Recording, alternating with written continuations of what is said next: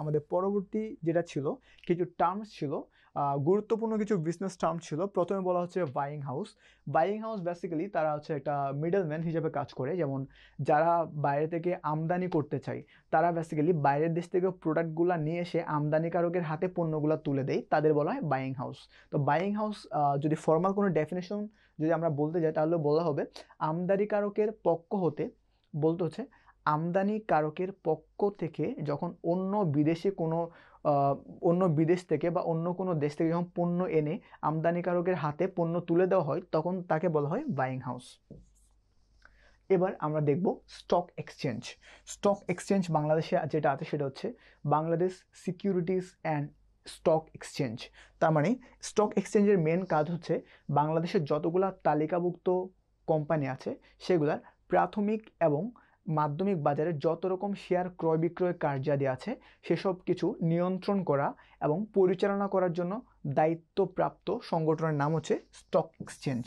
এবার আমরা চলে আসব আউটসোর্সিং।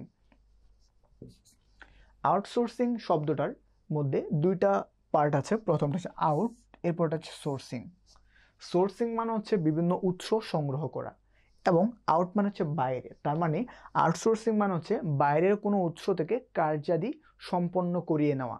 তার মানে আমার প্রতিষ্ঠানের কাজ যখন আমি কোনো কর্মী নিয়োগ না দিয়ে বাইরের কোনো মানুষ বা থার্ড পার্টি থেকে যখন আমার প্রতিষ্ঠানের কিছু ছোট ছোট কিছু কাজ বা বড় কোনো কাজ যখন করিয়ে নিব, সম্পন্ন করব, তখন তাকে বলা হয় আউটসোর্সিং। তার মানে বাইরে থেকে বা বাইরের কোনো তৃতীয় পক্ষ আমার প্রতিষ্ঠানের হায়ার্ড বা আমার প্রতিষ্ঠানে নিয়োজিত কোনো কর্মীর বাইরে কোনো পক্ষ যদি আমার প্রতিষ্ঠানের কাজ যদি সম্পন্ন করে দেয় তখন তাকে বলা হয় আউটসোর্সিং।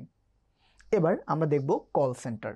কল সেন্টার হচ্ছে যখন একটা প্রতিষ্ঠান অন্য একটা প্রতিষ্ঠানের হিউম্যান রিসোর্স ম্যানেজমেন্ট বা মানব সম্পদ ব্যবস্থাপনার যে কাজগুলো আছে ওই কাজগুলো করে দেয়, তখন তাকে বলা হয় কল সেন্টার। ফর এক্সাম্পল আমরা বলতে পারি জিপি বা গ্রামীণ ফোনের যখন 121 নাম্বারে কল দিয়ে কোনো একটা করেসপন্ডেন্ট যখন আমার সমস্যার কথাটা শুনে সমাধানের পথ বের করে দেয় তখন তাকে আমরা বলি কল সেন্টার। এবার আমরা চলে যাব কুরিয়ার সার্ভিস বা কুরিয়ার। কুরিয়ার বেসিক্যালি কি করে? কুরিয়ারের কাজ হচ্ছে একটা পয়েন্ট থেকে, একটা নির্দিষ্ট পয়েন্ট থেকে কোনো দ্রব্য সামগ্রী, কোনো চিঠিপত্র বা কোনো মালামাল অন্য একটা পয়েন্টে বা কোনো একটা ডেস্টিনেশনে পৌঁছিয়ে দেয়, তখন তাকে বলা হয় কুরিয়ার। ওকে, এরপর আমরা দেখব বিকাশ। বিকাশ হচ্ছে বাংলাদেশের ব্র্যাক ব্যাংকের একটা মোবাইল ব্যাংকিং ব্যবস্থা।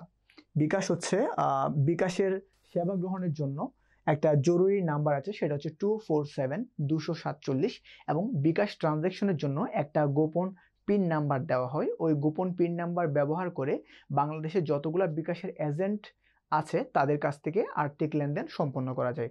আশা করি আজকের লেকচারে যা যা পড়িয়েছি তা সম্পূর্ণভাবে বুঝতে পেরেছো। তো আজকে এখন যেগুলো বিজনেস টার্ম পড়িয়েছি সবগুলো আমি একটু রিক্যাপ করি।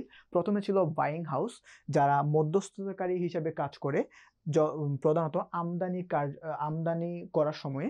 এরপর চলে আসি স্টক এক্সচেঞ্জ, যারা প্রাথমিক এবং মাধ্যমিক বাজারে শেয়ার ক্রয় বিক্রয়ের সময় যারা নিয়ন্ত্রণকারী সংস্থা থাকে। এবং এরপরে আউটসোর্সিং, এরপরে ছিল কল সেন্টার যেখানে জিপি এর এক্সাম্পল দিয়েছিলাম। এরপর কুরিয়ার সার্ভিস, যারা মালামাল আনয়নে বা একটা নির্দিষ্ট পয়েন্ট থেকে একটা নির্দিষ্ট ডেস্টিনেশনে পৌঁছে দেওয়ার জন্য সাহায্য করে। এবং লাস্ট যেটা ছিল বিকাশ, যেটা বর্তমান বাংলাদেশ ব্র্যাক ব্যাংকের একটা মোবাইল ব্যাংকিং ব্যবস্থা। ধন্যবাদ এতক্ষণ আমাদের সাথে থাকার জন্য। আসসালামু আলাইকুম।